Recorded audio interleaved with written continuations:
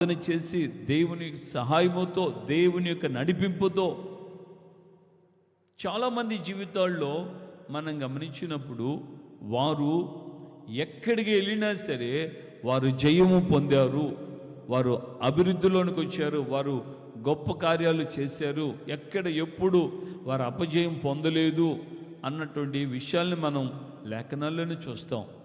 ఎందువలన? మనిషి అన్నాక జయ అపజయాలు ఉంటాయి, అపజయం జయము ఇవి మిళితమే వస్తుంటుంది కదా. కానీ కొంతమంది జీవితంలో ఎప్పుడు అపజయమే లేకుండా వారు బ్రతికారు, అపజయమే లేకుండా వారు కొనసాగించబడ్డారు. వారి జీవితాలకి ఆ విధమైనటువంటి ఆ స్థితి రావడానికి కారణం వారు తమ ఎదుట దావీదురాజు చెప్పినట్లుగా, నేను నా దేవుణ్ణి నా ఎదుట ప్రతిష్ఠించుకొని ఉన్నాను. ఆ మాట